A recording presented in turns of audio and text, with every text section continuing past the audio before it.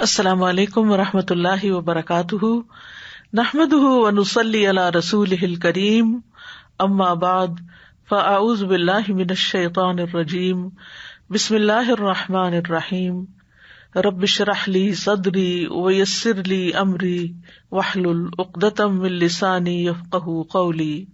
آج ہم انشاءاللہ فطرانے کے موضوع پر بات کریں گے، جس کو صدقہ فطر، فطرانہ، زکوٰۃ الفطر بھی کہا جاتا ہے۔ یہ وہ زکوٰۃ ہے جو رمضان کے روزے ختم ہونے کی وجہ سے واجب ہوتی ہے۔ اس کو زکوٰۃ الرؤوس، سر کی زکوٰۃ، زکوٰۃ الرقاب، گردن کی زکوٰۃ، اور زکوٰۃ الابدان، جسم کی زکوٰۃ کا نام دیا جاتا ہے، یعنی یہ بھی نام اس کے رکھے گئے ہیں، لیکن عمومی طور پر اس پر صدقۃ الفطر یا زکوٰۃ الفطر کا نام بولا جاتا ہے۔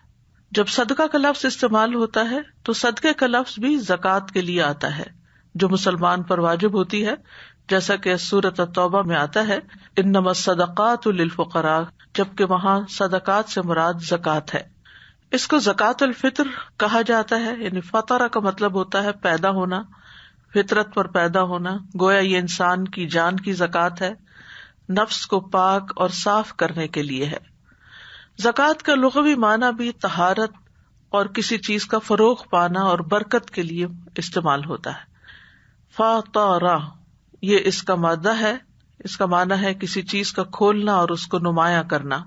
اور شرعی اصطلاح میں، یعنی دین کی اصطلاح میں، زکوٰۃ الفطر کا معنی یا تعریف یہ ہے کہ یہ وہ صدقہ ہے جو رمضان کے روزوں کے ختم ہونے پر ہر مسلمان پر واجب ہو جاتا ہے تاکہ وہ اسے پاک کر سکے۔ سبحان اللہ، سارا مہینہ روزہ رکھنے کے بعد بھی مزید پاکیزگی کی ضرورت ہے۔ پہلے جسمانی طور پر انسان روزہ رکھ کے پاکیزگی حاصل کرتا ہے، تزکیہ اور تقویٰ حاصل کرتا ہے، اور پھر آخر میں مال خرچ کر کے تزکیہ حاصل کرتا ہے۔ کیونکہ ہو سکتا ہے کہ ایک مسلمان روزے دار پر جو کام کرنے واجب ہوتے ہیں ان میں سے کہیں کوئی مخالفت نہ سرزد ہو گئی ہو، تو یہ دراصل اس کا کفارہ ہے۔ روزے رکھنے سے انسان ایک فریضہ ادا کرتا ہے، اور روزے ختم ہونے کے بعد شوال کے مہینے کے شروع ہونے پر یہ دوسرا فریضہ ہے جو ادا کیا جاتا ہے۔ حافظ ابن حجر کہتے ہیں کہ اس صدقہ کو فطر کی طرف اس لیے مضاف کیا گیا ہے کیونکہ یہ رمضان کے روزے ختم ہوتے ہی واجب ہو جاتا ہے، یعنی فطرہ کا مطلب ہے کھولنا۔ چونکہ رمضان کے بعد روزہ نہیں رکھا جاتا اس لیے اس کا نام صدقۃ الفطر رکھا گیا، یعنی روزے کھولنے کا صدقہ۔ زکوٰۃ الفطر یا صدقہ فطر جو ہے یا فطرانہ جو ہے، ہجرت کے دوسرے سال واجب ہوا۔ یہ اسی سال ہوا جس سال رمضان کے روزے فرض ہوئے۔ یہ صدقہ ہر چھوٹے بڑے، مرد، عورت، آزاد، غلام، ہر مسلمان پر واجب ہے۔ اس کی اہمیت کے بارے میں سنن ابی داؤد میں ایک روایت آتی ہے، ابن عباس رضی اللہ عنہ سے روایت ہے، وہ کہتے ہیں کہ رسول اللہ صلی اللہ علیہ وسلم نے صدقہ فطر کو فرض قرار دیا تاکہ روزہ دار کے لیے لغو اور بیہودہ اقوال اور افعال سے پاکیزگی ہو جائے اور مسکینوں کو کھانا مل جائے۔ چنانچہ جس نے اسے نماز عید سے پہلے ادا کیا تو یہ ایسی زکوٰۃ ہے جو قبول کر لی گئی، اور جس نے اسے نماز کے بعد ادا کیا تو یہ عام صدقات میں سے ایک صدقہ ہے۔ تو آپ صلی اللہ علیہ وسلم کا جو فرمان ہے کہ زکوٰۃ الفطر طہرۃ، یعنی فرض رسول اللہ صلی اللہ علیہ وسلم زکوٰۃ الفطر طہرۃ للصائم من اللغو والرفث وطعمۃ للمساکین من اداها قبل الصلاۃ فہی زکوٰۃ مقبولۃ ومن اداها بعد الصلاۃ فہی صدقۃ من الصدقات۔ تو آپ کے فرمان میں طہرہ کا لفظ آیا ہے، یعنی طہرہ کا لفظ طہارت سے ہے، یعنی یہ اس شخص کے نفس کو پاک کرنے کے لیے جو رمضان کے روزے رکھتا ہے۔ اور رفث کا معنی فحش کلامی ہے، اور طعمہ کا لفظ بھی حدیث میں آ رہا ہے، اس سے مراد وہ کھانا ہے جو کھایا جاتا ہے۔ اور من اداها قبل الصلاۃ سے پتہ یہ چل رہا ہے کہ نماز عید سے پہلے ادا کرنا چاہیے۔ اور آپ صلی اللہ علیہ وسلم کے فرمان میں فہی زکوٰۃ مقبولۃ، اس میں زکوٰۃ سے مراد صدقۃ الفطر ہے، اور ورنہ صدقۃ من صدقات یہ عام صدقے کی طرح ایک صدقہ شمار ہوگا اگر نماز کے بعد ادا کیا گیا۔ صدقہ فطر کی مشروعیت کی بہت سی حکمتیں ہیں اور اس میں بہت سے فائدے ہیں۔ سب سے بڑا فائدہ تو جیسے اس حدیث میں آیا ہے کہ یہ روزے دار کے لیے اس کی لغو اور فحش باتوں سے طہارت کر دیتا ہے، روزے کی کمی کوتاہی پوری کرنے کا سبب ہے۔ وکی بن جراح کہتے ہیں کہ زکوٰۃ الفطر کی رمضان کے مہینے کے لیے وہی حیثیت ہے جو نماز میں سجدہ سہو کی ہے۔ یہ صدقہ روزے کی کمی کو اسی طرح پورا کر دیتا ہے جیسے سجدہ سہو نماز کی کمی کو پورا کر دیتا ہے۔ اور دوسرا یہ کہ غریب کے لیے عید کے دن خوشی کا سبب ہے، اور یہ مساکین کا کھانا ہے تاکہ وہ عید کے دن اس صدقے کی وجہ سے لوگوں سے مانگنے سے بے نیاز ہو جائیں اور عید کی خوشیوں میں مالداروں کے ساتھ شریک ہو جائیں۔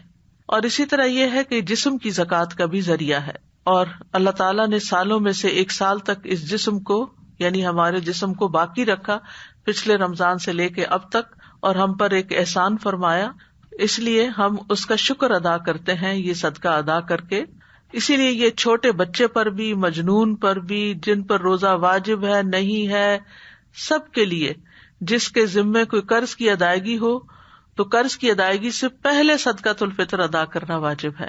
یعنی اس سے اس کی اہمیت کا اندازہ ہوتا ہے کہ یہ لازمی طور پر ادا کرنا چاہیے۔ یہ اللہ تعالیٰ کی نعمتوں کا شکر ادا کرنے کے لیے ہے جو اللہ تعالیٰ نے روزے دار کو روزہ رکھنے کی وجہ سے عطا کی ہیں، جیسا کہ قربانی کے جانور کو پیش کرنے کی حکمتوں میں سے ایک حکمت یہ ہے کہ یہ قربانی اللہ کی نعمتوں کا شکر ادا کرنے کے لیے کی جاتی ہے کہ اللہ نے بیت اللہ کا حج کرنے کی توفیق عطا فرمائی، تو اختتام پر ریچولز کے قربانی کی جاتی ہے، یعنی مالی صدقہ کیا جاتا ہے۔ اسی طرح رمضان کے روزے رکھنے کے بعد ایک فریضہ ادا کرنے کے بعد آخر میں ایک مالی صدقہ ادا کیا جاتا ہے، اور معین وقت پر، اس کا ایک لمیٹڈ ٹائم ہے جس کے اندر اس کو ادا کرنے سے ہی یہ ثواب اور اجر عظیم حاصل ہوتا ہے۔ صدقہ فطر کی شرائط جو ہیں ان میں سے سب سے پہلا یہ ہے کہ مسلمان ہونا ضروری ہے۔ اگر کسی کے گھر میں کوئی میڈ وغیرہ کام کرتی ہے جو مسلم نہیں ہے تو اس کی طرف سے صدقہ الفطر ادا کرنا ضروری نہیں۔ عبداللہ بن عمر سے روایت ہے، رسول اللہ صلی اللہ علیہ وسلم نے رمضان میں مسلمانوں میں سے ہر انسان پر، آزاد ہو یا غلام ہو، مرد ہو یا عورت ہو، چھوٹا ہو یا بڑا ہو، کھجوروں کا 1 سا یا جو کا 1 سا صدقہ فطر مقرر کیا۔ یعنی اس کا مقصد یہ ہے کہ مسلمان اتنی مقدار میں اناج یا غلے کا مالک ہو جو غذا اس کے لیے کافی ہو اور اس کے اہل و عیال کے لیے کافی ہو، اور اس کے پاس عید کے دن اور رات کی خوراک سے زیادہ مقدار میں خوراک ہو، اور اس کے ساتھ اس کی اصل ضروریات بھی پوری ہو رہی ہوں۔ یعنی اگر کسی کے پاس اس دن کا کھانا ہے اور اس سے ایکسٹرا ہے تو اس کو بھی یہ زکوٰۃ ادا کرنی ہوگی، یعنی غریبوں پر بھی ہے یہ صدقہ۔ ابن عمر کہتے ہیں کہ رسول اللہ صلی اللہ علیہ وسلم نے لوگوں پر رمضان کا صدقہ فطرانہ مقرر کیا، یعنی آپ صلی اللہ علیہ وسلم نے مقرر کیا، قرآن مجید میں اس کا ذکر نہیں آتا۔ ایک اور اہم بات یہ ہے کہ اس میں نیت کا ہونا بڑا ضروری ہے، کیونکہ اعمال کا دار و مدار نیت پر ہے۔ اگر آپ ویسے ہی صدقہ دے رہے ہیں تو وہ صدقہ عام شمار ہوگا، وہ اس دائرے میں نہیں ہوگا، اور اس صدقے کو ادا کرنے کا جو فریضہ ہے وہ ادا نہیں ہوگا، اور اس پر جو بے پناہ اجر ہے وہ اجر حاصل نہیں ہوگا، ورنہ صدقہ تو ہو ہی جائے گا۔ اور یہ نیت جو ہے یہ ادا کرنے سے پہلے ہوگی، نہ کہ ادا کرنے کے بعد۔ اور نیت کو تبدیل کرنا اس معاملے میں اور چینج کرنا، کبھی کچھ کرنا کبھی کچھ کرنا، یہ درست نہیں ہے۔ اور حدیث میں آتا ہے، سنن ترمذی کی روایت ہے کہ رسول اللہ صلی اللہ علیہ وسلم عید الفطر کے دن صبح نماز کے لیے جانے سے پہلے صدقہ فطر نکالنے کا حکم دیتے تھے، نماز کے لیے جانے سے پہلے۔ اور یہ ہے کہ ہر شخص خود بھی ادا کر سکتا ہے، اور گھر کا بڑا جو ہے وہ بھی سب گھر والوں کی طرف سے، اپنے بچوں وغیرہ کی طرف سے ادا کر سکتا ہے، یعنی جن کا خرچ اس کے ذمے ہے یا جن کی وہ کفالت کرتا ہے وہ ان سب کی طرف سے ادا کرے گا۔ ابن عمر کہتے ہیں کہ رسول اللہ صلی اللہ علیہ وسلم نے چھوٹے بڑے آزاد غلام کی طرف سے اور ان لوگوں کی طرف سے صدقۃ الفطر ادا کرنے کا حکم دیا کہ جن کا خرچ تم اٹھاتے ہو، یعنی اگر کوئی آپ کی زیر کفالت ہے اور اس کا خرچہ آپ کرتے ہیں اور آپ کے گھر میں رہتا ہے تو اس کا بھی آپ ادا کریں گے۔ علماء نے اس کے بہت سے فائدے بتائے ہیں اور اس کے اندر بہت سے پوائنٹس نکالے ہیں۔ صلاح المنجد کی کتاب ہے جس میں انہوں نے 50 نقطے اس صدقۃ الفطر سے نکالے ہیں، ان کا کچھ ذکر کروں گی یہاں پر۔ یہ کچھ علمی فوائد اور اقوال وغیرہ کے خلاصے کا مجموعہ ہے۔ سب سے پہلی بات یہ کہ یہ ایک عبادت ہے، صدقہ فطر کو عبادت سمجھ کر ادا کرنا چاہیے، اور عبادت سے اللہ تعالیٰ کا تقرب حاصل ہوتا ہے، تو یہ تقرب حاصل کرنے کے عظیم اعمال میں سے ہے۔ اور اس کا تعلق روزے سے جڑا ہوا ہے. دوسری بات یہ جیسے پہلے بھی ہو چکی کہ یہ صدقہ فطر واجبی صدقہ ہے، یعنی اس میں آپ کی آپشن نہیں ہے، آپ کو دینا ہی دینا ہے. اور اس کے واجب ہونے کی دو وجوہات ہیں. نمبر ایک یہ کہ یہ روزے دار کو لغو اور جنسی باتوں سے پاک کرنے کے لیے ہے، اور دوسرا یہ کہ یہ عید الفطر کے دن مساکین کا کھانا ہے. صدقہ فطر کا مقصد کیا ہے؟ مقصد یہ ہے کہ مساکین اور محتاج فقراء کے لیے فراخی کی جائے، اور اس دن ان کو مانگنے اور لوگوں کی منتیں کرنے اور ان کے آگے ہاتھ پھیلانے سے بے نیاز کیا جائے. صدقہ فطر جو ہے تزکیہ نفس کا ذریعہ ہے، یعنی جس طرح آتا ہے نا کہ اللہ تعالیٰ اللہم آت نفسی تقواہا وزکیہا، تو تزکیہ کرنے کے لیے کچھ اعمال کرنا ضروری ہوتے ہیں، جن میں سے ایک عمل یہ بھی ہے. پھر یہ کہ یہ ہر مسلمان پر فرض ہے. پھر یہ کہ یہ صدقہ اس پر بھی فرض ہے جو خواہ روزہ نہ بھی رکھے. روزہ نہ رکھنے کی وجہ کیا ہے؟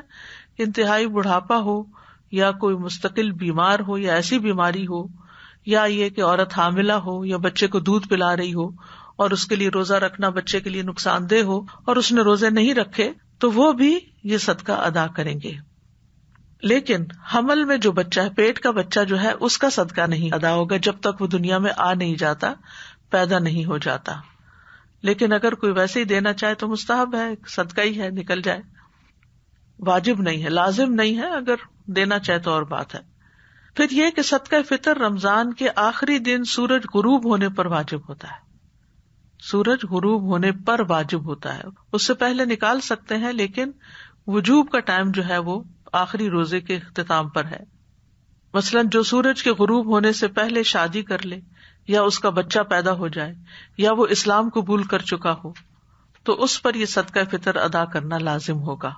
اور اگر سورج غروب ہونے کے بعد یہ اعمال کیے ہوں تو اس صورت میں صدقہ فطر واجب نہیں ہوگا. یعنی ایک ٹیکنیکل سی بات ہے. مثلاً ایک بچہ مغرب سے بعد پیدا ہوا ہے تو اس پر واجب نہیں، اگر مغرب سے پہلے یعنی رمضان کے اندر پیدا ہوا تو اور بات ہے. اسی طرح اگر سورج غروب ہونے سے پہلے کوئی مسلمان ہو جائے، کلمہ پڑھے، تو اس پر یہ صدقہ آئے گا. لیکن اگر سورج غروب ہونے کے بعد اس نے پڑھا تو اس پر یہ واجب نہیں. دے تو مستحب ہے، پسندیدہ ہے. اسی طرح جو شخص واجب ہونے کا وقت پانے سے پہلے فوت ہو جائے، مثلاً مغرب سے پہلے کسی کی جان نکل جائے، تو اس پر بھی صدقہ فطر نہیں ہوگا. لیکن اگر اس کی جان نکلی ہے مغرب کی اذان کے بعد یا سورج غروب ہونے کے بعد، تو پھر اس کے اوپر قرض ہوگا، اس کو ادا کرنا ہوگا اس کو دفنانے سے پہلے. پھر یہ ہے کہ صدقہ فطر کے لیے مال کا کوئی نصاب مقرر نہیں کہ آپ صاحب نصاب ہوں اور زکوٰۃ دوسری دیتے ہوں تو تبھی آپ کے اوپر یہ لازم ہے. نہیں، ہر وہ آدمی جو اپنی خوراک یعنی اپنی ذاتی اور اپنے کنبے کی پرورش کر رہا ہو اور اس کے پاس عید کے دن یا اس رات سے زائد غلہ موجود ہو تو اس پر صدقہ فطر واجب ہوگا. پھر ہر انسان اپنے اور اپنے زیر کفالت لوگوں کا صدقہ فطر ادا کرے گا، اور اپنی بیوی کی طرف سے بھی، خواہ بیوی کے پاس مال ہو بھی، اپنے بچوں کی طرف سے، اپنی محتاج اولاد اور محتاج والدین، یعنی اگر والدین اس کے پاس رہتے ہیں تو ان کی طرف سے بھی، اور اگر کوئی بیٹی جیسے طلاق کے بعد یا بیوہ ہو کر واپس آ گئی ہے تو اس کی طرف سے بھی. اسی طرح اس بیٹی کی طرف سے بھی جس کی ابھی رخصتی نہیں ہوئی اور وہ ابھی اسی گھر میں رہ رہی ہے ماں باپ کے، تو ان کی طرف سے بھی وہ صدقہ فطر ادا کرے گا. اولاد اگر مالدار ہے تو اس پر ان کی طرف سے صدقہ فطر ادا کرنا لازم نہیں. یعنی اگر بچے جو ہیں وہ خود کماتے ہیں، اپنے گھر والے ہیں، تو پھر باپ کے اوپر ذمہ داری نہیں ہے کہ وہ ان بچوں کی طرف سے ادا کرے، وہ اپنا خود کریں گے اپنی طرف سے، اپنی فیملیز کی طرف سے. لیکن جو ڈپینڈنٹ اولاد ہے، گھر میں رہ رہی ہے، باپ کے ساتھ رہ رہی ہے کسی بھی وجہ سے، تو ان کا وہ ادا کرے گا. پھر اسی طرح طلاق رجعی کی صورت میں شوہر کا بیوی کی طرف سے صدقہ فطر ادا کرنا ضروری ہے. لیکن اگر کوئی بیوی طلاق بائنہ لے چکی ہے یا سرکشی دکھا کے ناراض ہو کے گھر سے نکل چکی ہے تو اس کا صدقہ فطر ادا نہیں کرنا ہوگا.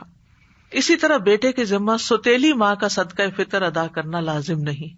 یعنی اگر کوئی بچہ اپنے محتاج باپ کی بیوی کی طرف سے صدقہ ادا کرنا چاہے تو ضروری نہیں، اگر کرے تو احسان ہے، کیونکہ بیٹے کے اوپر باپ کی بیوی کا نان نفقہ لازم نہیں ہے، واجب نہیں ہے. اگر وہ دیتا ہے تو یہ بہت بڑا احسان ہے، لیکن اگر وہ نہیں دے سکتا یا نہیں دیتا تو اس پر کوئی گناہ نہیں. اسی طرح اولاد اگرچہ مالدار ہو لیکن اگر والد ان کی طرف سے دینا چاہے تو دینے میں حرج کوئی نہیں ہے، یہ ثواب کا کام ہے، لیکن اس پر واجب نہیں. دیکھیے یہاں دو باتیں ہو رہی ہیں، کنفیوژن نہ ہو. ایک ہے واجب، لازم آپ نہیں دینا ہے، اور ایک یہ ہے کہ آپ دینا چاہیں تو دے دیں، اور اگر آپ نہیں دینا چاہتے تو آپ کے اوپر کوئی پوچھ نہیں ہے. تو اولاد اگر مالدار ہو تو اپنا خود دے گی، لیکن اگر والد کہ نہیں بچے میں آپ کی طرف سے بھی دے رہا ہوں تو خوشی سے دے دے، وہ ادا ہو جائے گا. پھر انسان جن کے خرچ کا ذمہ دار نہیں، ان کی اجازت سے ان کا صدقہ فطر دے سکتا ہے. ٹھیک ہے نا، کیونکہ بعض اوقات ایسے رشتے دار گھر پہ ہوتے ہیں یا ایسے لوگ آپ کے گھر رہ رہے ہوتے ہیں.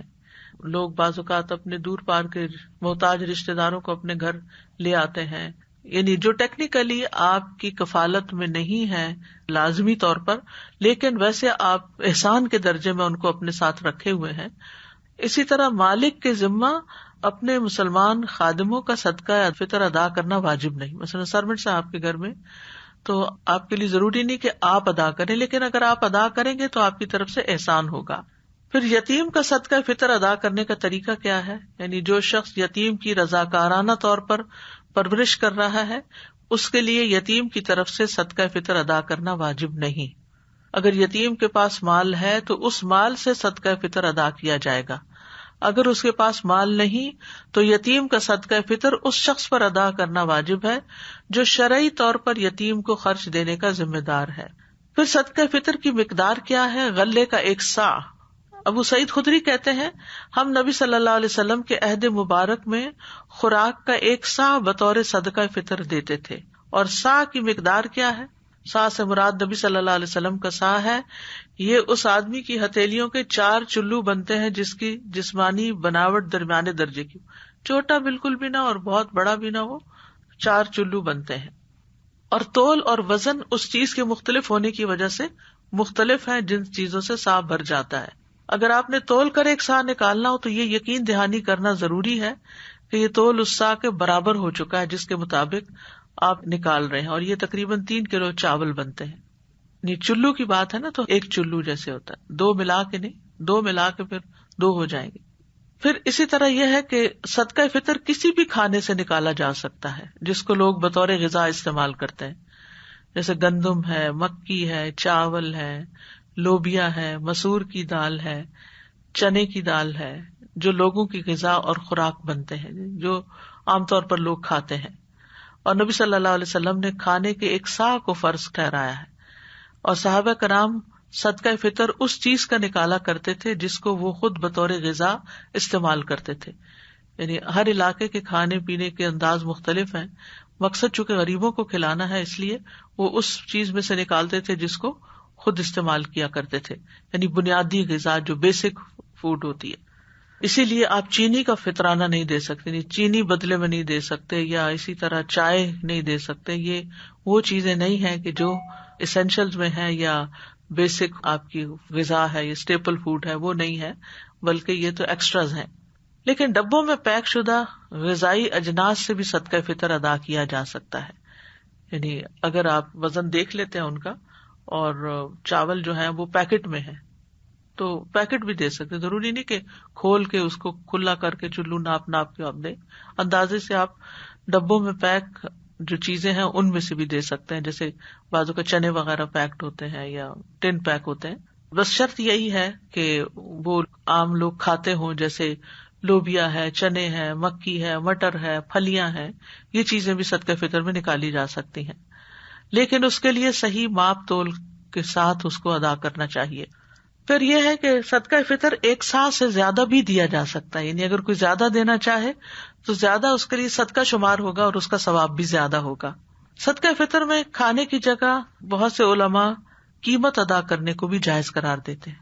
یعنی کچھ علماء کا خیال ہے کہ یہ چونکہ نبی صلی اللہ علیہ وسلم نے لفظ طعمہ استعمال کیا تو اس لیے صرف کھانا ہی دینا چاہیے، یعنی راشن وغیرہ نکالنا چاہیے.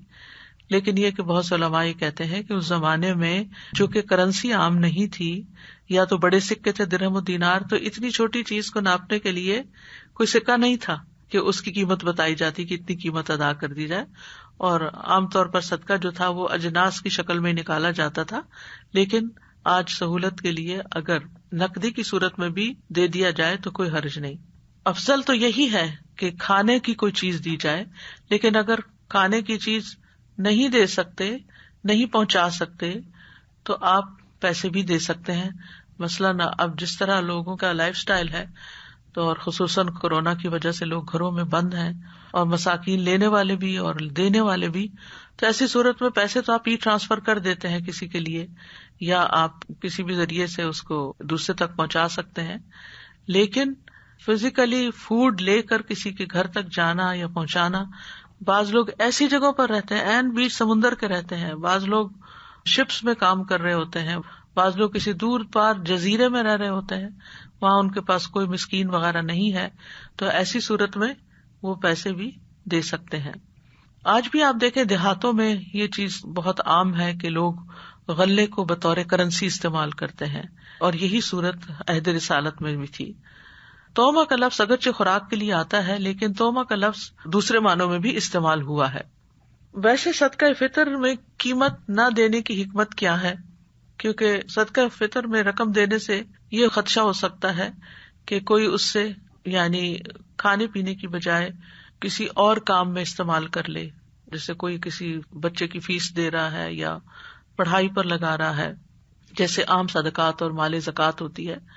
تو صدقہ فطر جو ہے اس کو کھانے پر ہی استعمال ہونا چاہیے, الا یہ کہ آپ جب پیسہ دے دیتے ہیں تو پھر جس کو دیا ہے اس کی شدید ضرورت پر بھی ڈپینڈ کرتا ہے. صدقہ فطر کو نکالنے کے 2 اوقات ہیں, ایک مستحب وقت ہے اور ایک جائز وقت ہے. مستحب وقت تو عید کے دن صبح سویرے نکالنا ہے, کیونکہ رسول اللہ صلی اللہ علیہ وسلم نے حکم دیا کہ صدقہ فطر اس وقت ادا کرنا ہے جس وقت لوگ عید کے لیے نہیں نکلے, یعنی کہ نکلنے سے پہلے دینا. اسی لیے عید الفطر کو تھوڑا ڈیلے کر کے پڑھنا مسنون ہے, تاکہ لوگ اپنا اپنا صدقہ فطر ادا کر سکیں. اور جہاں تک جائز وقت کی بات ہے تو وہ رمضان سے 1 یا 2 دن پہلے نکالا جا سکتا ہے, بہت دن پہلے نہیں نکال سکتے. ٹھیک ہے, یعنی فطرانے کو نکالنے کا اول وقت جو ہے وہ 28ویں کی رات ہے, کیونکہ نبی صلی اللہ علیہ وسلم کے صحابہ رمضان کے 1 یا 2 دن پہلے ہی صدقہ فطر نکالا کرتے تھے, اور رمضان کا مہینہ کبھی 30 دن کا ہوتا ہے, کبھی 29 دن کا ہوتا ہے. ابن عمر سے روایت ہے, وہ کہتے ہیں لوگ انہیں عید الفطر سے 1 یا 2 دن پہلے صدقہ فطر دے دیتے تھے, یعنی جو صدقہ وصول کرنے پر متعین ہوتے تھے. لیکن 2 دن سے پہلے نہ نکالا جائے, اور اگر نکال چکے ہیں تو بہتر ہے دوہرا لیں, کیونکہ صحابہ کی سنت یہی ہے. پھر اسی طرح صدقہ فطر میں نائب مقرر کرنے کا جواز بھی ہے. ٹھیک ہے, کہ مثلاً آپ اپنا صدقہ کسی فلاحی تنظیم کو دے سکتے ہیں, کسی آرگنائزیشن کو دے سکتے ہیں, اور وہ آپ کے بہاف پر آگے ڈسٹریبیوٹ کریں. یہ طریقہ بھی درست ہے. یعنی بعض اوقات آپ مسکین کو ڈائریکٹ ہاتھ میں دیتے ہیں, اور بعض اوقات آپ کسی آرگنائزیشن کو دیتے ہیں تاکہ وہ آگے پہنچا دے. اور صرف یہ ہے کہ یہ انہی تنظیموں کو دیں جن کے بارے میں آپ کو یقین ہے کہ وہ نماز سے پہلے آپ کا صدقہ فطر غریبوں تک پہنچا دیں گی. اس کو سال بھر جمع کر کے نہیں رکھنا چاہیے, اور جان بوجھ کر ڈیلے نہیں کرنا چاہیے صدقہ فطر کو, اور یہ حرام ہے. اگر کوئی مؤخر کرتا ہے تو اس پہ قضا تو لازم ہوگی, لیکن وہ اجر و ثواب کھو دے گا. عید کی نماز ادا کرنے کے بعد صدقہ فطر ادا کرنا یعنی مکروہ میں سے آتا, ہو جائے گا لیکن وہ مستحب اور جو افضل وقت ہے, یہ تقرب کا وقت ہے, وہ نکل گیا. پھر اسی طرح یہ ہے کہ ابن عباس کہتے ہیں رسول اللہ صلی اللہ علیہ وسلم نے صدقہ فطر کو فرض قرار دیا, چنانچہ جس نے اسے نماز عید سے پہلے پہلے ادا کر دیا تو یہ ایسی زکوٰۃ ہے جو قبول کر لی گئی, اور جس نے نماز کے بعد ادا کیا تو یہ صدقات میں سے صدقہ ہے ایک, اور اس کا مقصد بھی فوت ہو جائے گا, اور وہ ہے فقیر لوگوں کو خوشی کے دن مانگنے سے بے نیاز کرنا. صدقہ فطر کا اگر وقت نکل جائے کسی وجہ سے, مثلاً آپ سوتے رہ گئے, آپ کی پوری نیت یہ تھی کہ آپ صبح صبح اٹھ کے دے دیں گے, لیکن رات آپ جاگتے رہے تو صبح آپ کی آنکھ ہی نہیں کھلی اور نماز بھی ہو گئی, قضا ہو گیا سب کچھ, نماز بھی قضا, صدقہ بھی قضا. تو ایسی صورت میں پھر صدقہ فطر ساقط نہیں ہوگا, چونکہ یہ واجب ہے, ایک فرض ہے آپ کے اوپر, یہ مستحق لوگوں کا قرضہ ہے. بہرحال جس وقت آپ کی آنکھ کھلے گی یا جس وقت آپ کو موقع ملے گا آپ فوراً اس کو نکال دیں گے اپنے مال میں سے, کیونکہ یہ حقوق العباد میں سے ہے اور بندوں کا حق آپ کے مال میں نہیں رہنا چاہیے. پھر اسی طرح صدقہ فطر پر نائب مقرر کرنے کے بعد ادائیگی تک نائب سے یقین دہانی کروانی چاہیے کہ وہ ادا ہو گیا کہ نہیں, یعنی فقیروں کو عملاً ادا کر دیا گیا کہ نہیں, کہیں جمع جوڑ کر کے تو نہیں رکھا گیا. اور اسی لیے فلاحی تنظیموں کی یہ ذمہ داری ہے کہ وہ وقت سے پہلے کچھ اناج خرید لیں تاکہ جو لوگ پیسے دیتے جائیں ان کے حصے کا وہ غلہ نکال کے فقیروں کو بانٹتے چلے جائیں یا پھر ان کے گھروں تک پہنچا دیں. لیکن لوگوں کے کہے بغیر فلاحی تنظیمیں خود پہلے سے صدقہ نہیں بانٹ سکتی کہ اگر کوئی آئے گا تو بس پیسے رکھ لیں گے کہ ہم تمہارا دے چکے ہیں. جیسے کہتے ہیں نا قرآن پڑھ کے رکھ لیا تو صدقہ نکال کے رکھ لیا نہیں ہوگا. جب کوئی کہے گا کہ میرا صدقہ نکالا جائے اور وقت پر کہے گا تو وہی دراصل صدقہ ادا ہوگا. اور صدقہ فطر کے جو مصارف ہیں عموماً کہا جاتا ہے کہ زکوٰۃ کے مصارف میں، لیکن یہ ہے کہ ایک قول یہی ہے کہ یہ فقیروں اور مسکینوں کا حق ہے، اور ابن تیمیہ اور ابن قیم نے اسی قول کو ترجیح دی ہے کہ یہ فقیروں اور مسکینوں کو ہی دینا چاہیے، باقی سب کے لیے نہیں ہے. اور صدقہ فطر کے لیے نیک فقراء کو تلاش کرنا چاہیے. اگر پتہ چلے بعد میں کہ جس کو صدقہ فطر دیا گیا وہ غنی تھا تو دینے والے کو کوئی نقصان نہیں ہوگا، اس کی ادائیگی ہو جائے گی، لیکن لینے والے کو نہیں لینا چاہیے کیونکہ اس کو پتا ہے کہ وہ نہ فقیر ہے نہ مسکین ہے. صدقہ فطر میں ظاہر پر معاملہ کرنا ہوگا کہ جو فقیر مسکین نظر آتا ہے اپنی گفتگو سے یا لباس سے یا حالت سے. باطن کا مالک اللہ جانتا ہے کہ کون مانگ مانگ کے کتنا امیر ہو چکا ہے، یہ اللہ کو پتا ہے. اسی طرح صدقہ فطر مسجد میں یا خیراتی منصوبوں میں نہیں دیا جا سکتا، چیریٹی کے پروجیکٹس میں نہیں دیا جا سکتا. یہ غریبوں اور فقیروں کا ویسے ہی حق ہے. ایک صدقہ جو ہے وہ متعدد افراد کو، اور متعدد افراد کا صدقہ ایک شخص کو دیا جا سکتا ہے. یعنی ایک فطرانہ 5 لوگوں میں بھی بانٹ سکتے ہیں اور 5 فطرانے ایک شخص کو بھی دے سکتے ہیں. اور فقیر آدمی جب کسی سے صدقہ فطر لیتا ہے اور وہ اس کی ضرورت سے زیادہ ہو تو وہ اس میں سے اپنی طرف سے یا کسی فرد کی طرف سے بھی صدقہ فطر ادا کر سکتا ہے جس کا خرچ اس کے ذمہ ہو. اور جس کے صدقہ فطر ادا کرنے کا انسان ذمہ دار ہو اس کو صدقہ نہیں دیا جا سکتا. یعنی جو آپ کی زیر کفالت ہیں اور جن کا نان نفقہ آپ کے اوپر ہے، آپ ان کو صدقہ فطر نہیں کھلا سکتے. جیسے ماں باپ ہیں یا حقیقی اولاد ہے، ان کو نہیں دے سکتے. ہاں فقیر رشتے دار وغیرہ کو صدقہ فطر دیا جا سکتا ہے، یعنی بہن بھائی ہیں یا بھانجے بھتیجے ہیں یا ان میں سے کوئی ایسا ہے تو اس میں صدقہ بھی ہے اور صلہ رحمی بھی ہے. صدقہ فطر اپنے علاقے والوں کو دینا چاہیے جو اسی شہر یا ملک سے تعلق رکھتے ہوں. اگر اس کا مال کسی اور ملک کے بینک میں ہے تو وہاں سے بھی ادا کر سکتا ہے، اور اگر ضرورت ہو تو کسی اور ملک میں بھی روانہ کیا جا سکتا ہے جہاں فقراء کی تعداد زیادہ ہو. یعنی اس معاملے میں وسعت ہے. ہاں صدقہ فطر غیر مسلم کو نہیں دیا جا سکتا، چاہے وہ کوئی کتنا ہی قریبی سرونٹ یا ہیلپر کیوں نہ ہو. صدقہ فطر میں عیب دار چیز نہیں دینی چاہیے. ایسا غلہ فطرانے میں دینا جس میں کوئی عیب ہو یہ ایک غلطی ہے. بس اللہ پاک ہے اور پاک ہی کو قبول کرتا ہے. تو اللہ تعالیٰ سے ہم دعا کرتے ہیں کہ اللہ تعالیٰ ہمیں ان کاموں کی توفیق دے جن کو وہ پسند کرتا ہے، جن سے وہ راضی ہوتا ہے. وآخر دعوانا ان الحمد للہ رب العالمین. سبحانک اللہم وبحمدک اشہد ان لا الہ الا انت استغفرک واتوب الیک. السلام علیکم ورحمۃ اللہ وبرکاتہ.